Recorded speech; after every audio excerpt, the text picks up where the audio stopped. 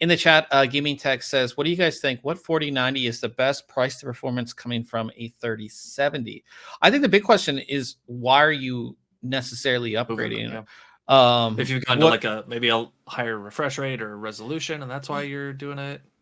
Yeah, that's the biggest thing, because I think a 3070 can handle a lot of things. It kind of depends on what resolution if you're gaming, what resolution you're gaming on, or what else you're trying to do with that 4090. We always say But go to the.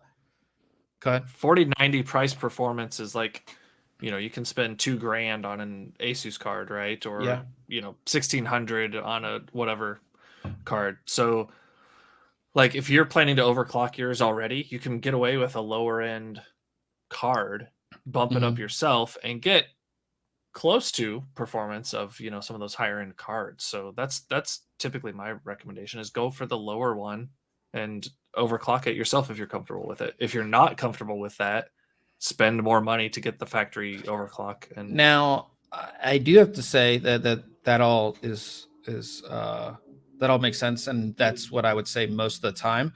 But some of those high end SKUs, the Hall of Fame card, they have all factory binned GPU. That's true. They have higher bin GPUs, and they have better power delivery components, which you need to achieve the higher. If you're concerned about the price to performance ratio, like you're not even considering a HOF card. Yeah.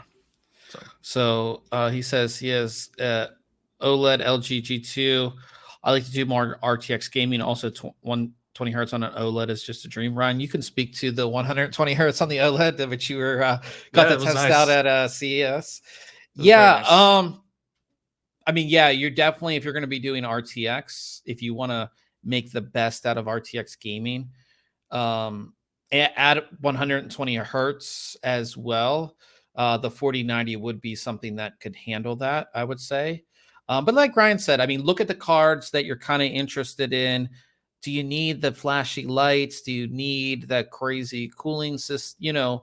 Kind of see what's available. Yeah, really look at those clock speeds, right? Because sometimes they're like 15 megahertz more than the other, and you're between brands and levels and prices, and you have to realize. You have to realize too is that 15-20 megahertz difference is 1 to 2 FPS in a lot of titles, right?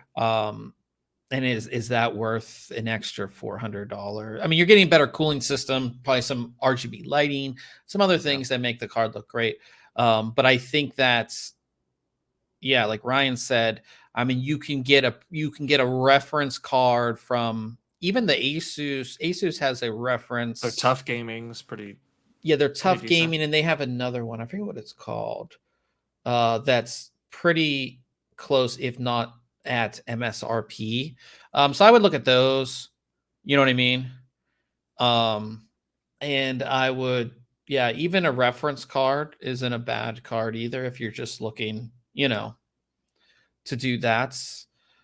But yeah, it's to 120 hertz with RTX on at, what's the resolution of that OLED LG G2? I don't know.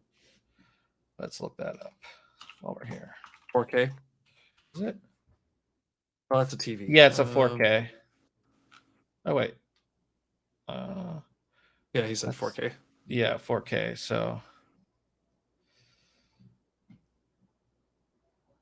Yeah. So he says he has a 37 ms of gaming and a 3060 Ti Tough.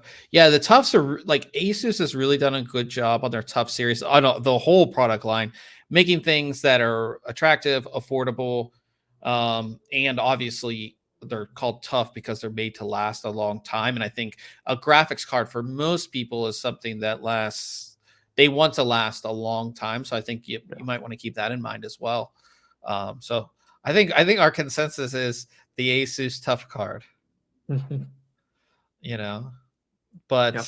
yeah, just look at the cards. Like Ryan said, look at the clock speeds, and kind of see what you want to do from there. I think that's the best thing when it comes to buying a graphics card.